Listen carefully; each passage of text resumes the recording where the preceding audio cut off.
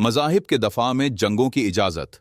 अल्लाह ताली ने सूरह हज में 41वें आयत में ताकतूर काफिरों के मुकाबला पर अपने कवी होने का जिक्र करते हुए मोमिनों को तसल्ली दी है कि अब क्योंकि जुल्म की अंतहा हो रही है, इसलिए बावजूद कमज़ोर होने के, बावजूद तादाद में थोड़े होने के, बावजूद बेसरो सामान होने के तुम उन काफिरों से जंग करो जो न सिर्फ शिरक में इंतहा कए बैठे हैं बल्कि जुल्म की भी अंतहा कर रहे हैं।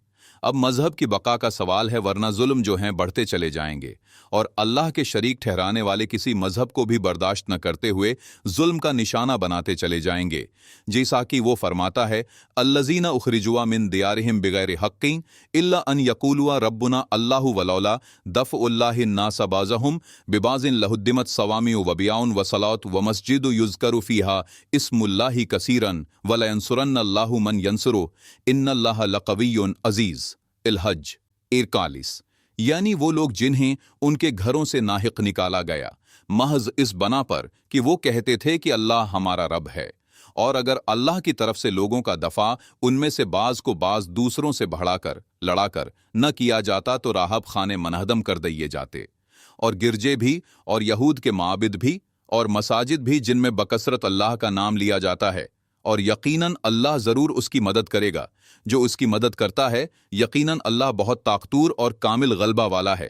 पस आमिन कायम रखने के लिए अल्लाह ताली ने जुल्म का जवाब सख्ती से देने की इजाज़त दी। ये करो तो अल्लाह ताली की मदद तुम्हारे शामिल हाल रहेगी। बस यहाँ उसूली बात बता दी कि मजहब की जो जंगें हैं या जो जंग है वो तुम्हारे पर ठूंसी जाए तो दिफा करना है, न सिर्फ अपने मजहब का दफा करना है बल्कि गैर मज़ाहब का भी दिफा करना है, क्योंकि मुसलमान का दावा है कि हमने किसी मजहब के पैरों से भी बजूरी बाजो मजहब तब्दील नहीं कराना, क्योंकि ये इस्लामी तालीम के खिलाफ है और दुनिया का अमन बर्बाद करने वाली बात है। हदायत देना या ना देना खुदा ताली ने अपने हाथ में रखा हुआ है। हाँ, प्यार से, तरीके से, हिकमत से तबलीग का फरीजा एक मुसलमान को अदा करना चाहिए और ये उसके लिए ज़रूरी है। हम तो रखते हैं मुसलमानों का दीन, दिल से है खुदा में खत्मुल मुरसलीन।